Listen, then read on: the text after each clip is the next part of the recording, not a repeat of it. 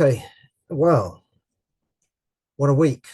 Um, I wasn't expecting it. Of course, everyone's expecting a general election at some point, but not on July the 4th. So, yeah, I was listening to the radio. I was working on articles for the Weekly Worker, and on Radio 4 News, there's a rumour circulating in Westminster. That's the story, that the cabinet is meeting and preparations are being made to call a general election. They should know.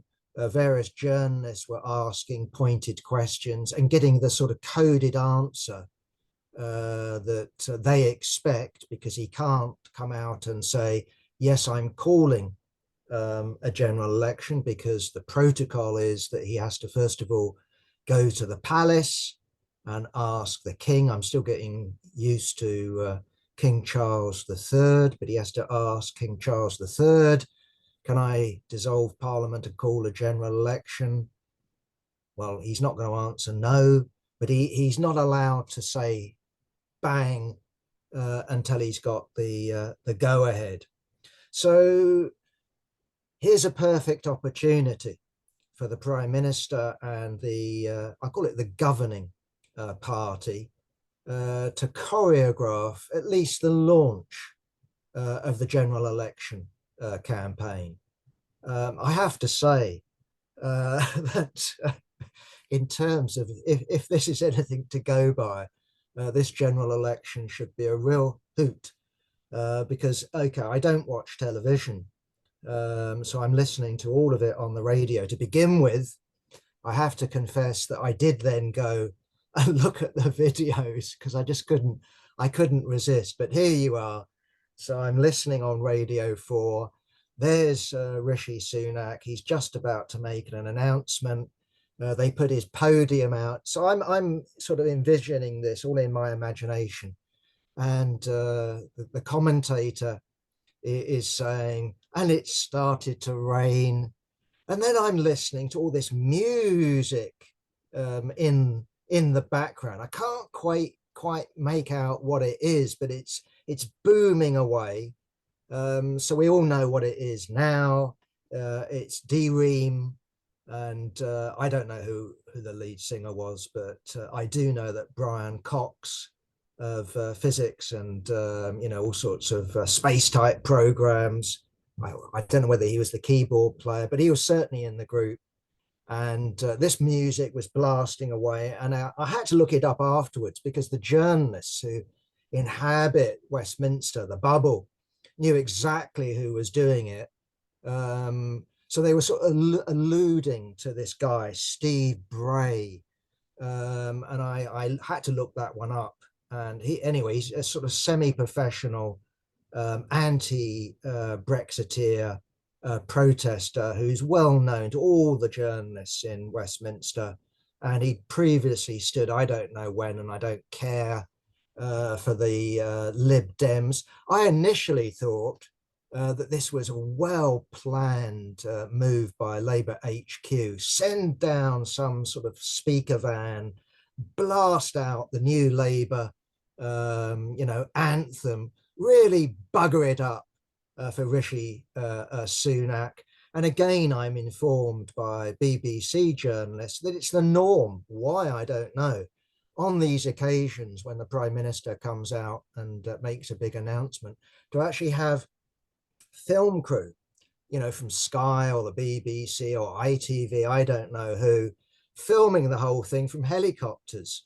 So what did we have? We had Rishi Sunak, first of all, big, drenched by the rain, and then blasted by D-Dream and Steve Bray, and then we had the helicopters. And instead of showing some modicum of skill, some sort of spontaneity that you would have expected, surely, from a Boris Johnson, who would have incorporated the rain, would have incorporated the helicopter. And things can only get better into his speech. Or a Michael Gove would have done it, but no, not with Rishi. He just plodded on, gallantly but hopelessly with his pre-prepared speech. He finished his speech and then sort of scurried back in to number 10. My guess is to dry out, but also to curse the gods who've been so unkind to him. I mean, I could barely make out what he had to say. I readily confess. And the journalists actually in Downing Street itself, who were, privileged to be there in the crowd, they couldn't make out what he was saying either. And I presume that Downing Street gives them a copy of the text. But hey, what about this one? So he knew that he was going to call a general election. I don't know when, but he did, clearly. You would have thought he would, send out the hints to Tory HQ. Doesn't seem to have done so. So we're told, given the exodus that there is from Tory benches, my understanding is that 78 sitting Tory MPs are quitting. And that includes Michael Gove, a skilled, polemicist, arguer. He's got humor, he's got gravitas. He's on the way out. But imagine this: the Tories are 200 short in terms of candidates. So Tory HQ are desperately now scrabbling around for 200 candidates to fill seats that they haven't actually allocated. And of course, the danger is that when you do that, by accident, what you do is you adopt a candidate who's got what should we call it? An embarrassing past. He's got this media post up that journalists, the likes of you and me, Labour Party honchos would be, desperately searching out this embarrassing statement from 5 years ago or 10 years ago, or what they did at university, or whatever it happens to be. I mean, I do note that Reform UK have actually had to deselect, in terms of their candidates, 100 people, because they found something embarrassing about their past. So there is that danger. And to make it worse, after that, how should you put it, pathetic start to the general election campaign, he couldn't help the rain. I admit that. He couldn't help the helicopter. He couldn't help the music. So do it inside, Rishi. I mean, that's how it used to be done from my memory. Harold Wilson would go there sitting in Downing Street, puffing away on his pipe. It would all be calm. It would all be measured. I have been to the palace today and blah, blah. And Her Majesty, and now it'll be His Majesty graciously granted me. And this is why. But okay, so this is his general election campaign. This is his advisors telling him what to do. What's the first place he goes to? He goes to Northern Ireland. And you go, why? I think the last general election, when the Tories stood there, they got 5,000 votes. I mean, they're normally aligned with the official, the Unionist Party. We had the unofficial, didn't we, coalition with the DUP, with Theresa May and all the rest of it. But where's he going? Belfast. I don't know Belfast well enough, but he went to the Titanic Quarter and the Titanic Museum. Now, I've been to the Titanic Museum in the south, so I've got an idea. I know it was built in Belfast, but what do we think? The first thing we think about when we think about the Titanic, we think about the unsinkable, transatlantic liner that was built with all these skills in Northern Ireland that sank disastrously, mid-Atlantic, hit by,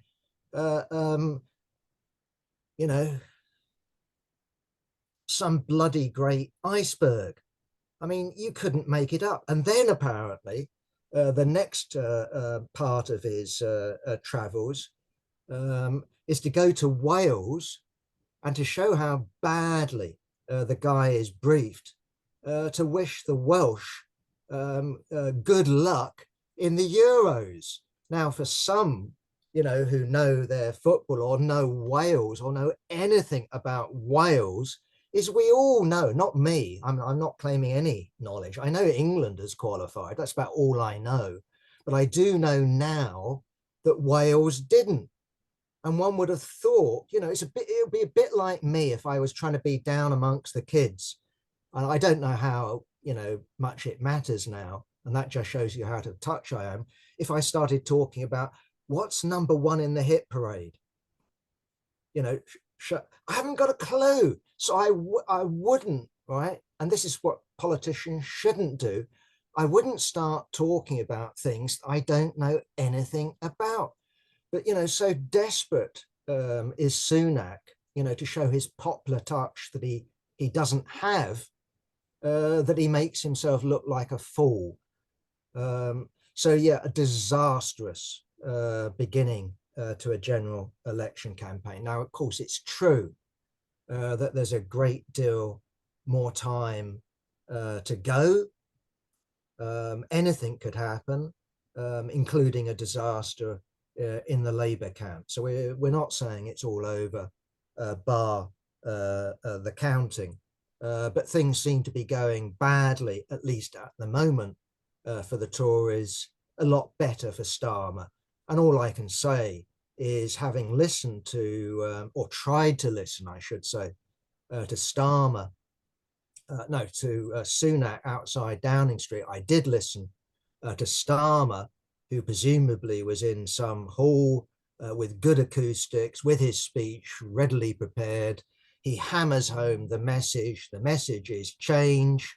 Even stability is change, according to him, because the Tories are incompetent. Well, having looked at their general election launch, you have to say that he's got a point, hasn't he? And of course, then Starmer goes to Scotland, and the message there is that Scotland's going to make a difference. And it looks like, at least, there's a distinct possibility of Labour winning back its position as the biggest party in Scotland when it comes to first past the post and the Westminster elections. In other words, the SNP is on a slide. The Labour Party in Scotland is on an up, and the Labour Party in Britain is on an up. And his message is, if you want change, be part of the change. Make sure you get a Labour government. Let's see the back of the Tories.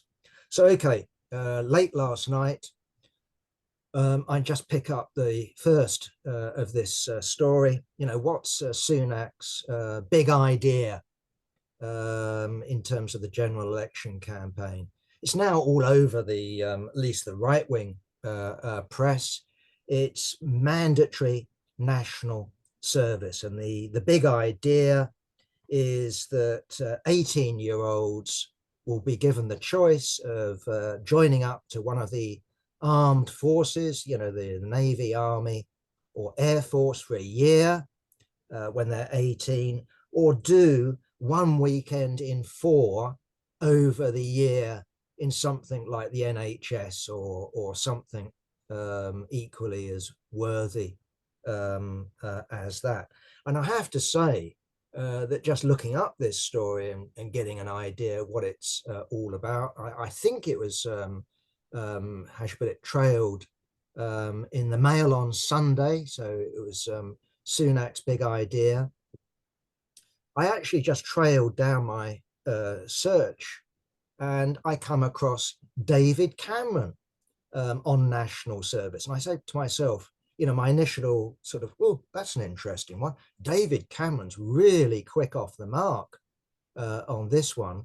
Here he is, the foreign minister, and he's already running behind his political boss to back him up on this great idea about national service. Now it turns out that this is an article from 2010, when David Cameron was pushing exactly the same sort of idea. Then it was all about, juvenile delinquents, maybe youth unemployment. I can't quite remember. But the idea was, to appeal, I was about to say, to my sort of generation. It's not really the right way, but certainly in 2010, it would have appealed to an older generation, which I've now joined. But no, not to my generation, because at least for me, I lived through national service as being something in my consciousness. I remember, to great relief, in 1960, it being abolished. And I think the last people who did national service was in 1963. And I was ever so relieved. I didn't want to go out there and fight in, what would it be, Malaysia or some other proxy war like that. I didn't want to do anything like that. You must be kidding, said a young Jack Conrad.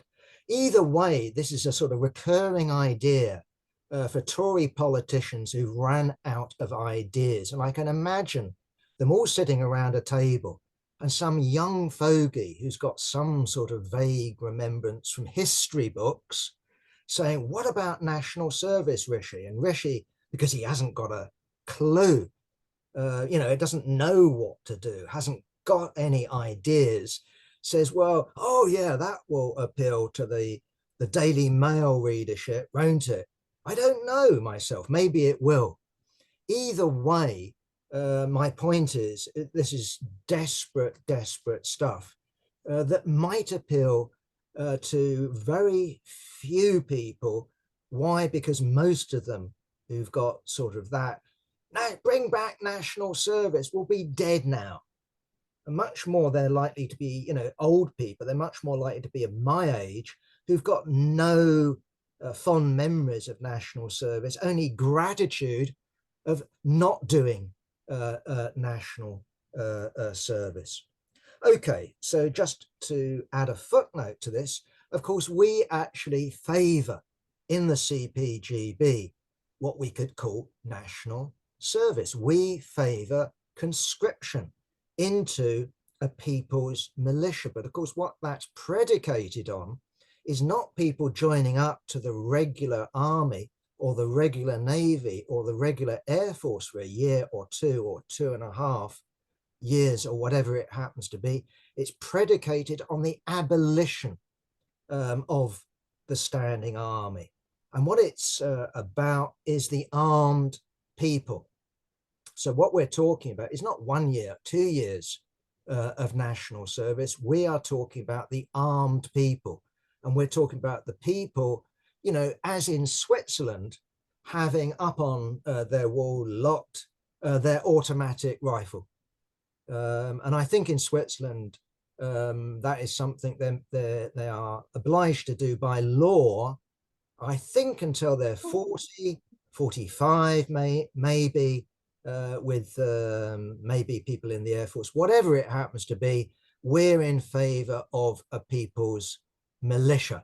And of course, we would have a situation with, conscientious objectors that they can get out of it. So, for example, in Russia, after the revolution, the Bolshevik government made specific provision, for example, for members of the, I don't know if other comrades know who I'm talking about, but there was a famous big sect of people that were persecuted by the Tsarist authorities called the Old Believers, who had a long history of resisting the Tsarist authorities. They were excused military service, for example, which meant, in the period of civil war, an awful lot of people joined the Old Believers. We would accept something along those lines. We're not wanting to make, for example, Quakers take up arms against their will. But in general, what we would seek to do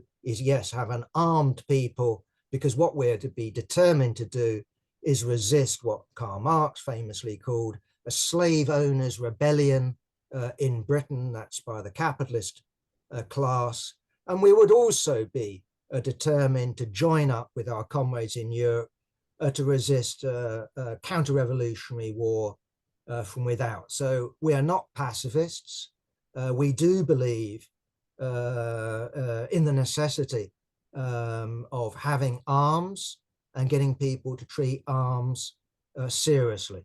And of course, what we're talking about when it comes to a people's militia isn't just, the equivalent of, a Lee Enfield 202 or a Kalashnikov. We're talking about the full range of weaponry available to modern armies, air forces, and navies.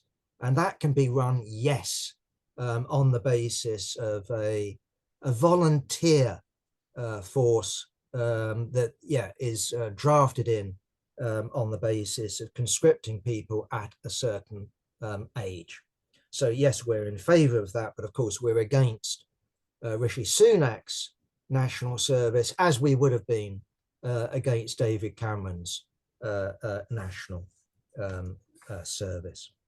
Okay, so what about Sunak? Okay, look, I think he's a loser, and I've thought he's been a loser for a long time. And he convinced me that he was a loser when he announced his 5 pledges. Does everyone remember his 5 pledges? I can't remember what the 5 pledges were, but I can remember going, okay, one of his pledges was to reduce inflation. I thought to myself, Rishi, you're on a sure winner there. This is when inflation was what, 9, 10, 11%, Ukraine war, oil, gas. Okay, so you're on a pretty firm wicket on that one. Almost certainly inflation will go down, and you will claim it was me and the Bank of England what done it, sort of type idea. And then he listed out a couple of other priorities, and I said, I can't remember them all. But wasn't one reducing, what about this one? Reducing NHS waiting list. I just went, you're a prat. You're a complete prat. You're unwilling to settle with the junior doctors, and you imagine you're going to get waiting lists down. No, you refuse to settle with the junior doctors. And remember, make up the bulk of the people we meet when we go over the road to the hospital for treatment in AE, accident and emergency, or they're the first doctors that you meet. And the idea that you're in dispute with them and you're going to get waiting lists out. One, they're not going to cooperate with you. 2, they are going to go on strike. And that's, of course, what they did. And what we have now, as far as I understand it, is record long waiting lists. I mean, not only did he, have a face-off, which is still not over with junior doctors, he even got into a fight, didn't he, with consultants. So basically, all doctors loathe Rishi Sunak and the Tory government. They're not going to put themselves out. It's not that they don't care about ordinary people like you and me, but why on earth would they put themselves out for this government that doesn't pay proper wages, doesn't look after its doctors, after, banging the pots and pans in the COVID crisis? Basically what they've done is shit on doctors, both in terms of hospital doctors, but also GPs, who are under dreadful, dreadful strains. Okay, so the only other pledge that I can remember, I can't remember all 5, as I said, was small boats. Remember his podium, his lectern with "Stop the boats"? I can remember that. And again, what reaction did I have? Guffaws of laughter. You must be joking. You're not going to stop the boats, Rishi. It's ridiculous. If you really want to be judged by that, you're a fool. The numbers are bound to go up. So what was his answer to small boats? We'll scare the buggers. We'll get this deal done with Rwanda. Well, what's it amount to? And how much does it cost? I don't know what the cost is. Isn't it something like $500 million for the damned program? And what we now know is there will not be one poor bugger flown out there to Uganda before the general election is called. And what do we have just before the general election? We have the latest statistics. This is half yearly statistics. And what are we told? On May the 24th, we have record numbers of people crossing the channel on small boats. So the figures is over 10,000. I haven't got the exact figures written down, but if we look at last year, the comparative figure was 7,326, same time in the middle of the year. The highest before that was 2022, and it was 9,326. So already this time, it's over 10,000. Okay, so how's that doing, Rishi? Not well, is it? So maybe on the other two pledges, maybe he's done well on that, but I somehow doubt it. So if you're going to choose, your pledges, you really should choose things like inflation, where you're on a pretty, as I say, sure wicket. Don't choose stupid targets like NHS waiting lists or small boats. This is clearly what his advisors urged him to do, and you're going to get screwed by it. And I presume that is going to be one of the big issues in the course of the general election campaign. Again, a couple of little points on that. Piers Morgan bet. Does anyone? I don't watch GB News or whatever the hell it is. I didn't watch the interview with Piers Morgan, but I do know in the course of this interview, Piers Morgan either bet him £1,000 about the Rwanda flights or bet him £1,000 on the small boats, or maybe both. He owes Piers Morgan £1,000, and all I can say is it should be Rishi Sunak who pays that, and not like our education secretary, the taxpayer. Remember the poor academic who our gallant education secretary accused of being pro-Hamas, and she got sued, and the money came from you and me and not her. Well, given how rich Sunak is, £1,000, of course, is going to be, nothing to him, is it? Either way, there is the other one, and that's just worthwhile bunging in, as I said, as a footnote. What's our position? Full citizenship rights, free movement, but not on the basis of, the liberal basis of asylum seekers are welcome here or refugees are welcomed here. What we call for is the organization of people into trade unions, organization of people in to political parties. And part of our struggle must be to smash, make inoperable all the anti-trade union laws that keep wages low. That is something that we want to overcome. So the idea that some sections of the left have is that, migrants don't undercut wages is just nonsense. Just talk to people, in something like the building trade, or talk to people, who go round on, these rickshaws in central London, or talk to someone in the pub that's serving you, or go to a restaurant and ask the waiter. Chances are that these people are in the grey or black economy and are undercutting other people. So yes, we have a minimum wage, but we also have large numbers of people who are forced into the grey and black economy. No, we want to organize these people into trade unions, and we want decent trade union pay because we collectively are strong. So the idea, again, of some sections of the left, SPEW, CPB, the Workers' Party, George Galloway, that somehow if you restrict migration, you can stop competition between workers, that's delusional, because people will still come. Look at where people come from and you'll get the answer. They come from places like Iran, Syria, Kurdistan, Sudan. They come from war zones. They come from societies that it's in the midst of collapse or civil war. That's why people come. And of course, they come to Britain because they've got relatives, relations, and they also will speak some English.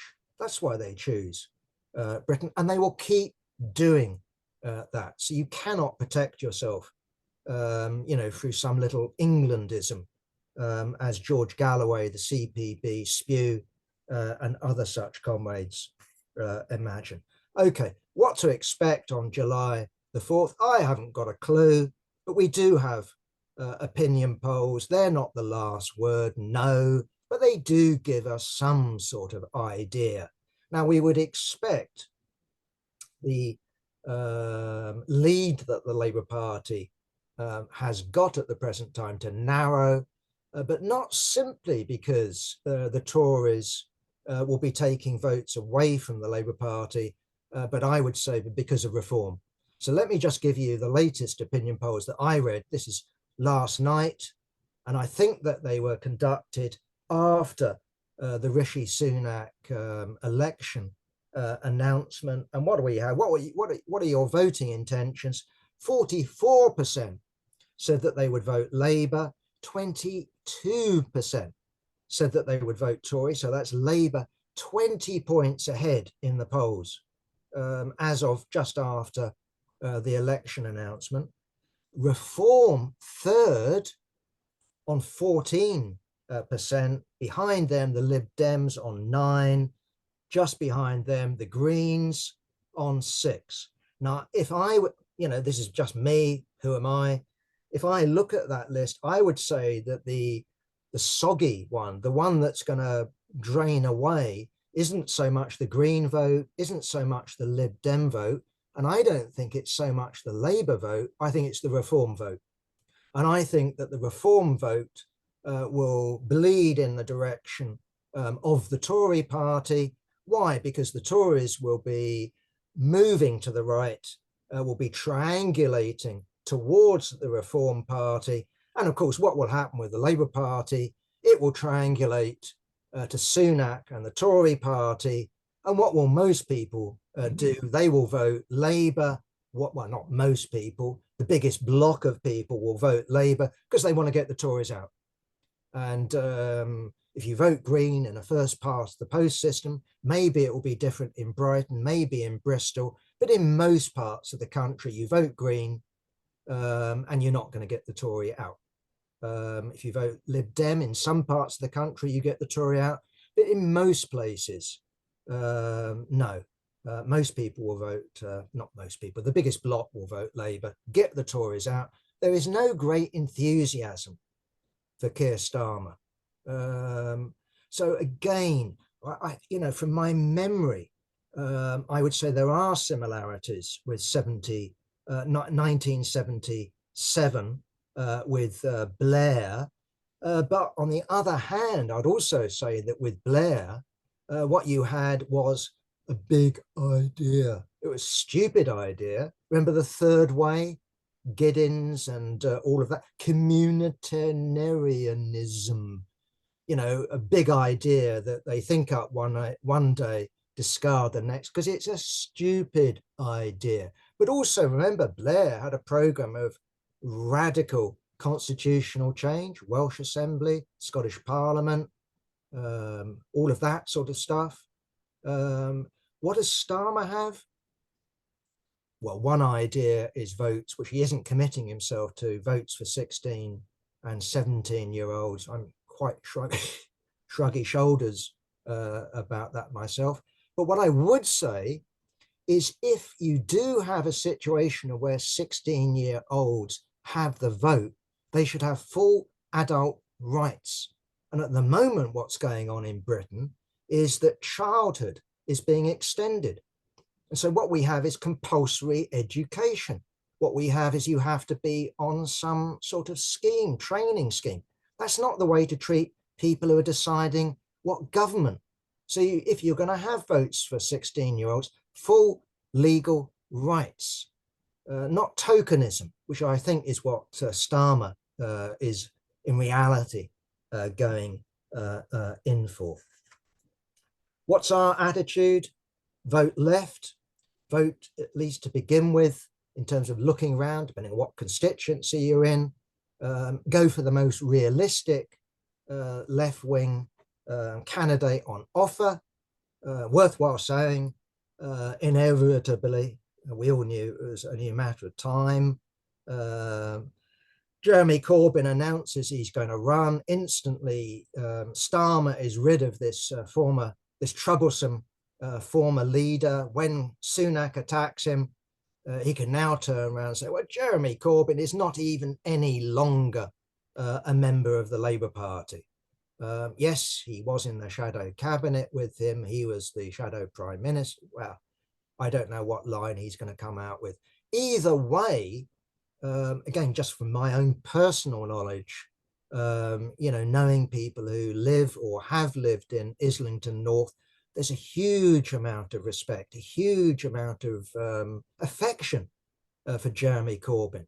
A friend of mine, I can't remember what date it was. Remember the tsunami in the Indian Ocean that ripped out and overwhelmed the coastline of Ceylon, Sri Lanka. A friend of mine was involved in that and got a real huge gash down his leg, and he went to hospital in Britain. They got him back and he went to, who's his visitor? Jeremy Corbyn. He doesn't even live in North Islington now. That's Jeremy Corbyn. Jeremy Corbyn puts in an enormous amount of energy into constituency work, not just in terms of solidarity with Palestine, South Africa, and every international cause you can imagine.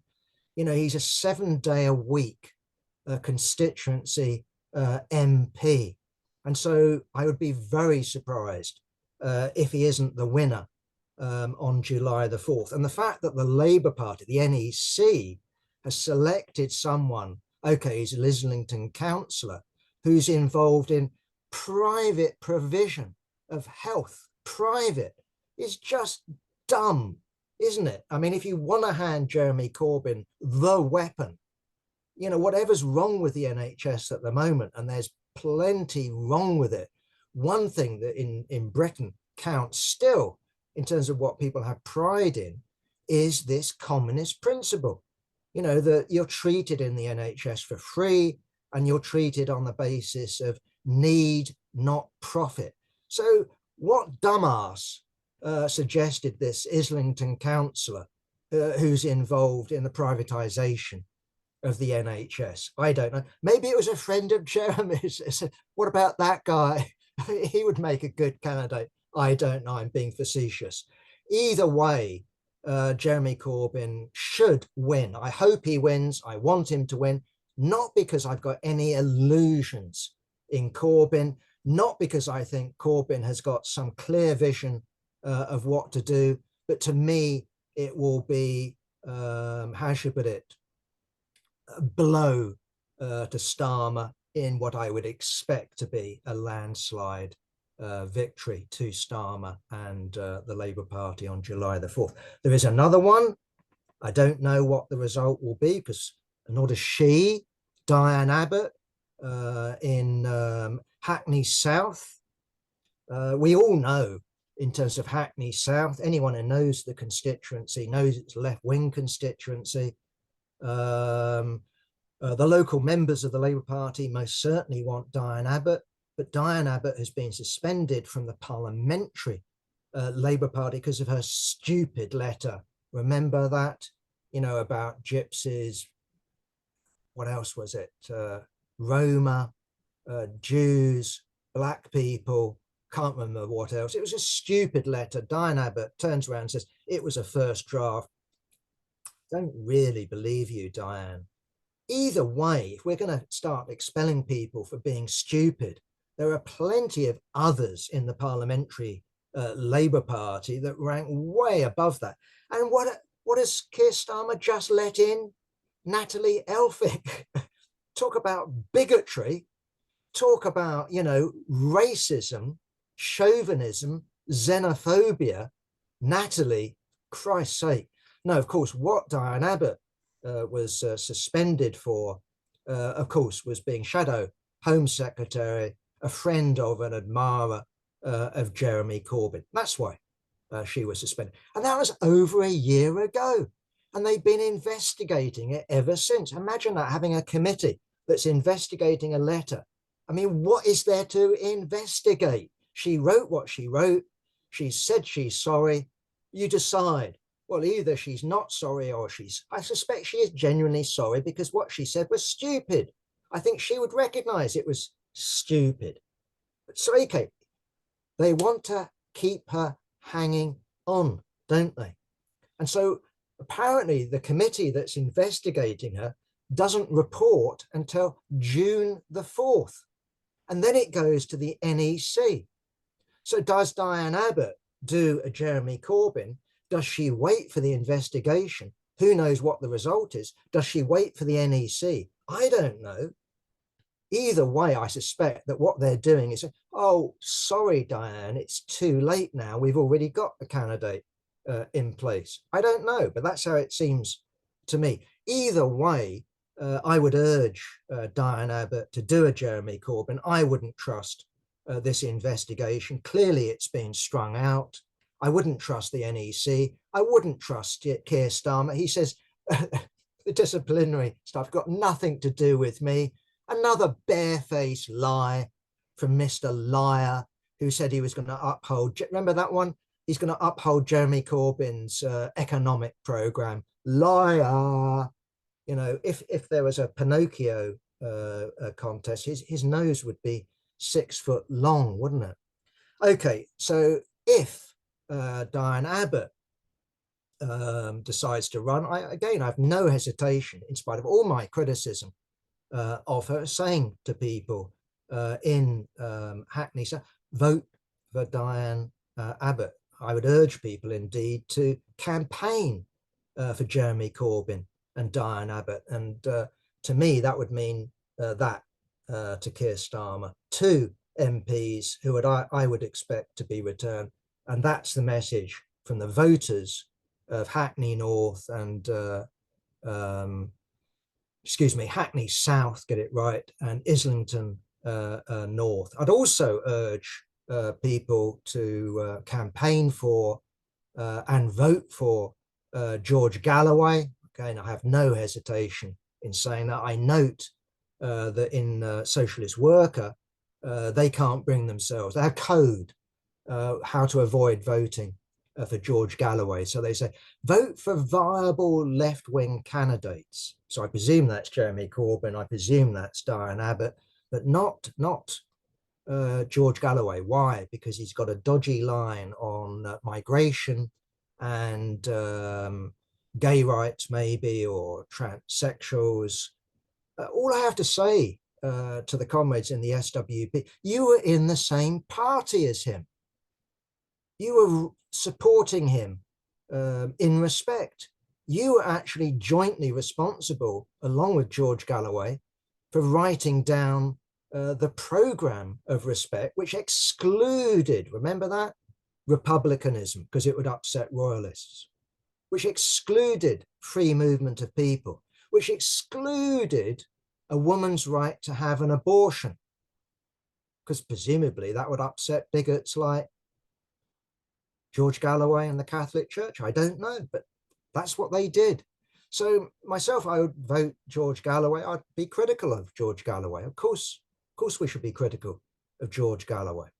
Okay, there might be other candidates, but what I would say that without exception to my knowledge, that you out there, if you can find a left-wing candidate, will have to make a choice to vote for someone who's unprincipled. If there are 2 left-wing candidates, one standing against the other and the Labour Party, I would choose one or the other.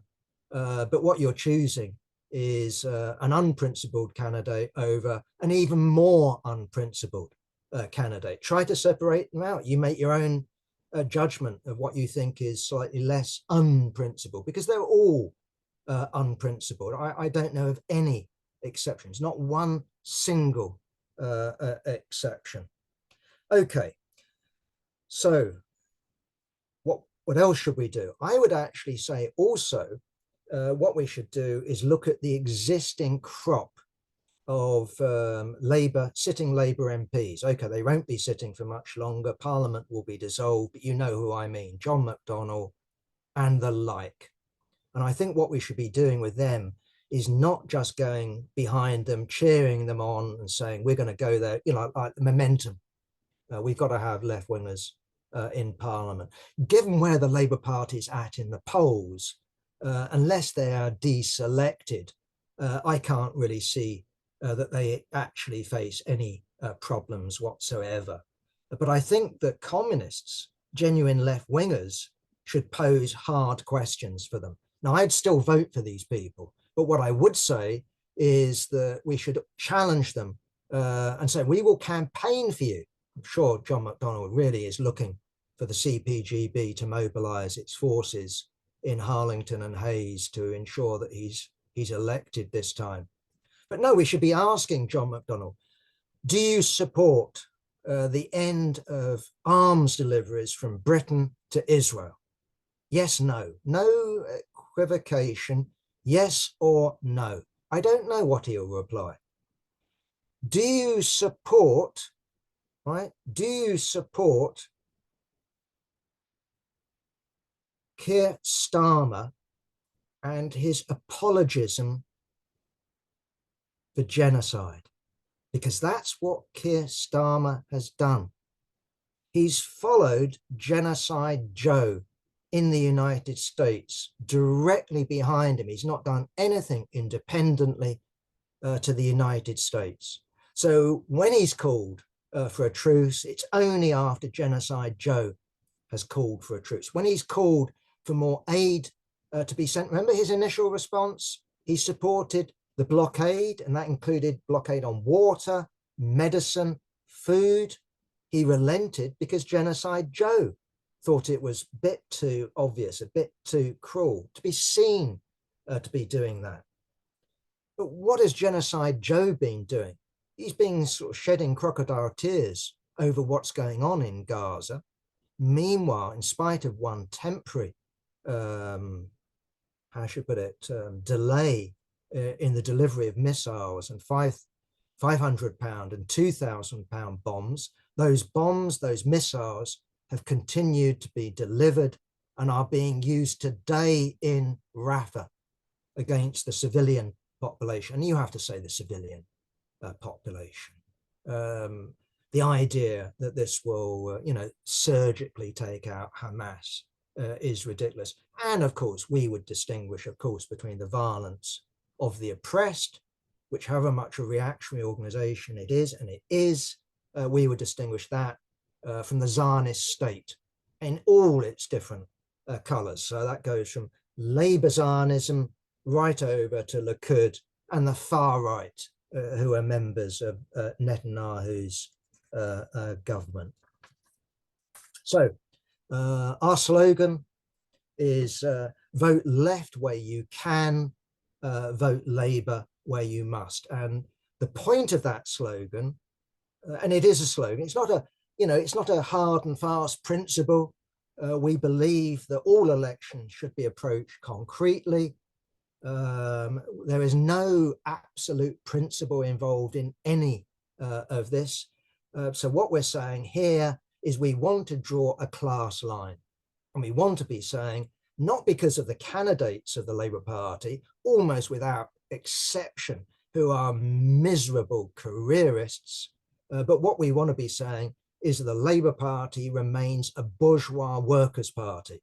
And that's why we're drawing this line, and we're drawing a line against the Green Party and other such petty bourgeois parties on that basis. Not because this Green candidate in this constituency isn't better than the Labour candidate, because often that will be the case, but no, simply because of the nature, the historic nature, the institutional ties with the Labour Party and the working class movement.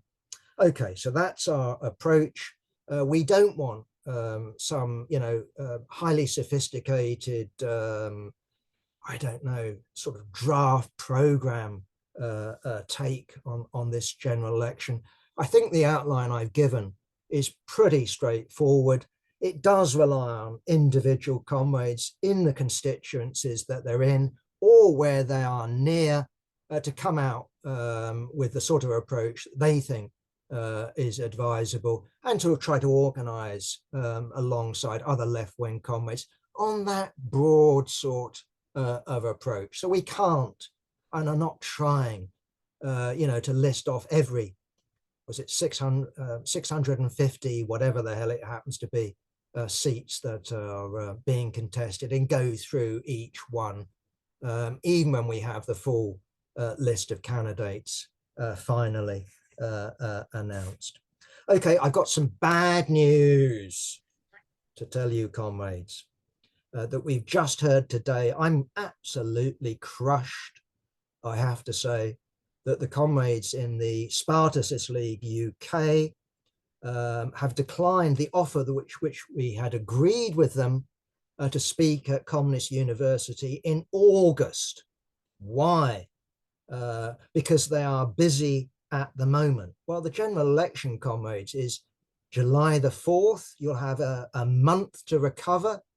I do think myself that the debate that we had with the comrades, which I was very frustrated by, I'm not giving away, I hope, any secrets, but the initial plan that we'd agreed with the comrades, I'd put in myself as the final speaker. We're going to have one speaker after Mike, who was from the Spartacus League, or maybe it was the other way around, a Spartacus League speaker, Mike, then it was going to be another Spartacus League comrade, and then it was going to be me, and I'd been storing up my my killer points, ready to go for them in the, what was it, 5 minutes that we had to conclude, and the chair cut me off at the end. So I was privately fuming. Either way, I think the debate, even though I thought we could have done much better in terms of comrades, coming in to contribute, clearly went against them. I think they made themselves look real, sorry, comrades, prats when it came to the Labour Party. I think they made themselves look real prats when it came to defending the Labour Party Mark II project, which is called Tusk. The idea that they were drawing the class line against the Labour Party. No wonder we all thought that they were, had decided that the Labour Party was now a bourgeois workers' party. No, it became even more incoherent when they explained to us that they thought it was still a bourgeois workers' party. And I don't think they also liked the reference to Hugo Ola. I know about Hugo Ola, by the way, because we used to have a comrade, Tom Cowan. Does anyone remember Tom Cowan in our ranks? He was a genuine Olerite from way back when. This was one of Trotsky's followers who broke away from Trotsky. Not sure exactly, over what, but the long and the short of it is he didn't like Trotsky's French turn, which is sending his comrades into the French Socialist Party. But ironically, he did like the PUM in Spain. Is it the Marxist Party of Peasant and Worker Unification, I think is its full title. Weird party, a centrist party. So what exactly? But this is the politics of purity. And you could hear it not only from the comrades in the Spartacus League, but also our good friend Alan Gibson from is it the Bolshevik tendency? I'm never quite sure what his organization is, but it becomes about you can't touch this organization because somehow you get dirty if you vote for them. Well, from our point of view, as we've explained, if you look at the Russian example, when it came to the second round of elections, and they could have done it in the first round, when it came to the second round of the elections in the Tsarist Duma, the Bolsheviks were prepared, and they voted Constitutional Democrat, a bourgeois party, not a petty bourgeois party. They had no hesitation in voting second round for Mensheviks, but also the Socialist Revolutionaries, petty bourgeois organization. But yeah, bourgeois, straightforward bourgeois. So there's no principle here. So we don't believe that if you vote for someone or if you support someone, you're somehow tainted That's the method of the Spartacist League that unfortunately Comrade Allen hasn't got rid of, even though I thought some of his contributions were actually well pointed. But yeah, I thought the prison guard one, by the way, was really crazy stuff. I mean, if I was being locked up and the prison guard turned around to me and said, "Oh, hello, comrade. I'm a supporter of the Trade Union and Socialist Alliance. Let me shake you by the hand." I'd say, great. If, on the other hand, as was the case until relatively recently, the prison guard turns around and says, "I'm a member of the BNP or Britain First," who would you rather be locked up by at night? I think you ask the question and you get the answer. It's pretty damned obvious. Anyway, leave that one aside. It's a pity that the comrades aren't wanting to debate with us. I enjoyed the debate, no matter how I ended up being frustrated. I thought it was a useful debate. I definitely would welcome if the comrades change their minds. Okay, moving to, really talk far too much, haven't I? Okay, so I'm going to come to a close. Just a few things on Israel-Palestine. Must mention the International Criminal Court, still 2 months before the court itself and its mechanisms decide whether to issue an arrest warrant for Netanyahu and the defense minister. This is a real big one, isn't it?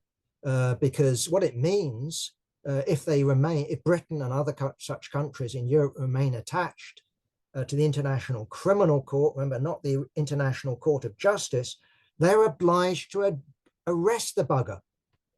That's what they're obliged to do. And notice with Keir Starmer, who knows a thing or two about the law, his equivocation around that question. He might well be Prime Minister in a couple of months' time. Netanyahu decides to visit Britain. Do you arrest him or not? You're obliged to arrest him. That's what other people in Europe. How comes he can't give a straight answer? Because he's a creep. He's waiting for what Biden has to say. Okay, we also have the International Court of Justice saying that Israel should cease its Rafah offensive. What's the reaction from Israel? The judge, who's Lebanese, he's an anti-Semite, along with the UN, of course, the General Council of the UN, and anybody else that criticizes Israel's war against the Palestinian people, in particular, the population of Gaza. A couple of just other points very quickly. Ukraine offensive, the Russian offensive, whatever it is, stopped. Do you believe it? I don't know. Debate in the West about the 600 billion Russian assets. Why the debate? Because if you seize 300 billion of Russian assets, what then happens to Chinese assets? Do they stay there? If the West, seizes assets in London, what about assets of Belarus? What about the assets of this or that shady leader in this or that country? What happens then to the city of London if people start shifting their money out because it's not safe? That's what they used to say about Swiss bank accounts. They're safe. And that's what these people need, is safety. That's what these institutions, these banks rely on. Anyway, that debate is happening. We also have the potential of mission creep. So America looks like it's going to give the nod to the use of US missiles on Russian territory. Britain already has. Russia threatens retaliation. I don't know what that amounts to, but we do have the feel, don't we, of drifting to where we have not a proxy war between NATO and Russia, but a genuine war, not involving advisors and people who are giving electronic guidance and supplying the hardware, but actual boots on the ground, actual real involvement on the battlefield. That's a worrying prospect. And of course, what we have ultimately is war with China. And I think myself that if you look at Rishi Sunak's national service thing, it's not unrelated, is it, to psyching people up to accept that, that we're now no longer in a peace situation, we're in a pre-war situation, and to get people, and this will also apply to the Labour government, guns rather than butter. Labour Party is committed, isn't it, to 2.5%, perhaps going up when it comes to the arms budget. And the last point, I think I just ought to mention it, the freak weather in Pakistan. I know what 120 is because I'm still of that generation. It's damned hot. 49 degrees is what 120, I think, turn out to be. It's beyond human endurance. Human beings cannot stand for any length of time temperatures above 42. And there are reports from Pakistan of monkeys dropping off the trees from heat exhaustion. And it does seem to me, okay, this is a freak year on one level because we have the El Nino effect, but we are going towards 1.5 degrees centigrade above pre-industrial levels as the norm. I don't think that this is going to happen soon, i.e. next year, the year after, or the next year after. But if that did happen, then we've gone over 1.5%. But it will happen, I think, 2030, 2031, 2032. That's the projection. And the problem is precisely with climate is that what we're dealing with here is an oil ship. And in terms of melting of the polar, ice caps, that isn't something that can be turned around within a year, within a decade, or even within 100 years. It keeps on going. So we're clearly going to a world where this freak weather becomes the norm in such countries as Pakistan. Remember, this isn't the peak of their summer. So this freak weather, this inhuman weather, looks like it could make big tranches of the tropics uninhabitable. And of course, what that means for people like us living in the comfortable north is also sea levels rising. I don't know what that would mean in places like Finland, low-lying, well, seems to me, London, but you've got a whole list of cities, Houston, St. Louis,